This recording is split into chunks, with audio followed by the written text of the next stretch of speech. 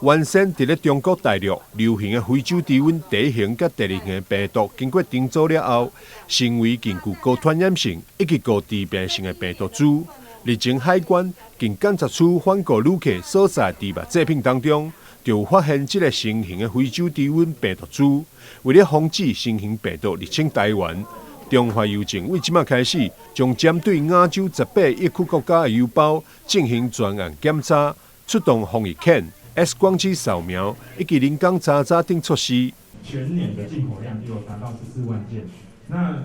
为了应付这样的进口量，我们人员是每周1。市长王美忒也特别来到邮件处理中心，了解检查流程，并感谢边境防疫人员的辛劳。这是一个国门把关的动作，不管是动植物疾病，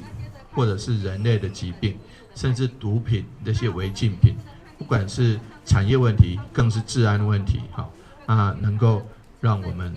守住国门，这很重要。过去刚才提到，这个过去有在从海外邮包里面包裹里面检验出有毒品的，那这个部分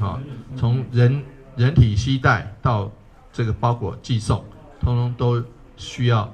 这个把关。那谢谢台南邮局的同仁大家的努力，谢谢海关的同仁以及防检署动植物防检署的同仁，大家一起把关，能够让我们民众能够有安居乐业，社会治安得到维护，然后产业能够确保。农历春节进前是正考国际邮包高峰期，台南邮局局长林杰指出，邮局会全力维持邮路甲落实分检作业，并会配合财政部关务署以及农业部动植物防疫检查署，强化检查业务，防止境外病毒入来，维护国家农业生产安全。记者张世伟采访报道。